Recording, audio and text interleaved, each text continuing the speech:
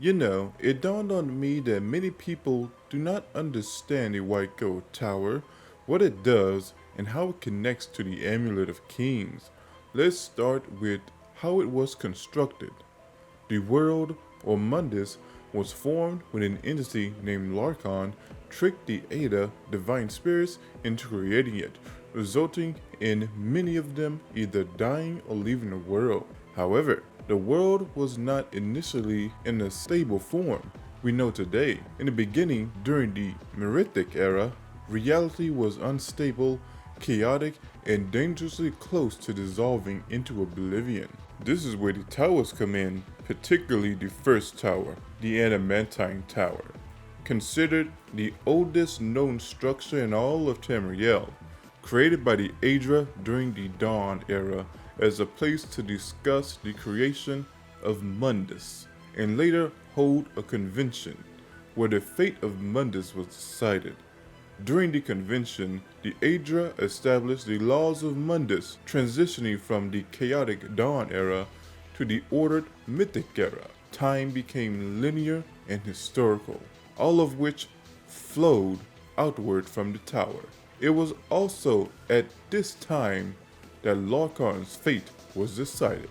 The tower's zero stone acted as a spike of reality, anchoring Mundus and allowing events to become recorded. This introduced causality, so actions could have defined consequences within the structured timeline. The second tower, the Red Tower, Red Mountain, was formed by the landing of Larkon's heart, anchoring mortality and change in the world.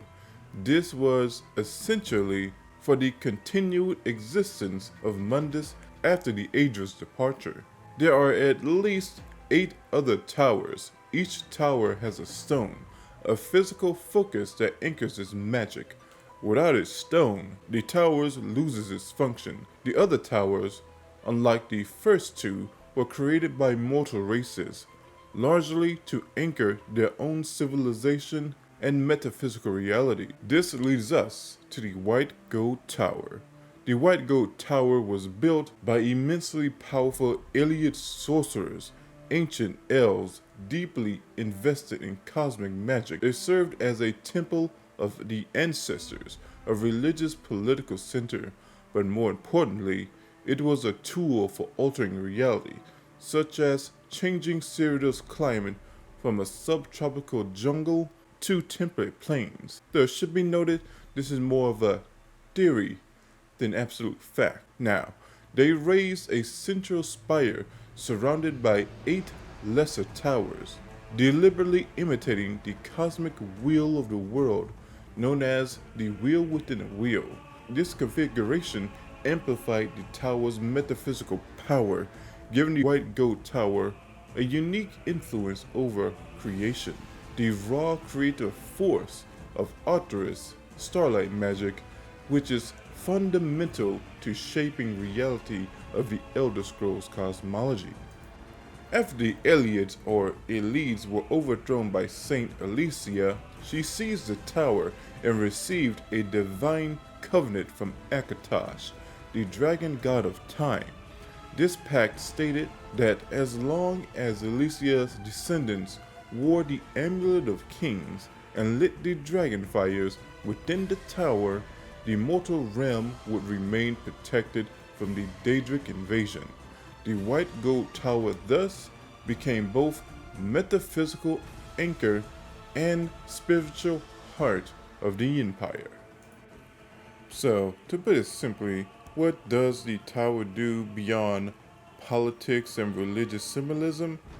It has served as a crucial metaphysical anchor, protecting Tamriel from Daedric invasion for much of its history.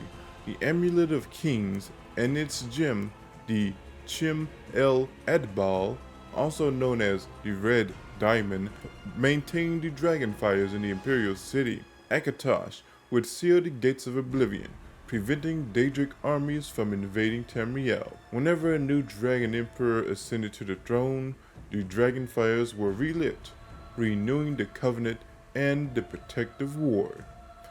Well, that's it everyone. I had to cut a bit of long detail out to not make this thing incredibly longer than it needed to be, but I hope you still enjoyed it.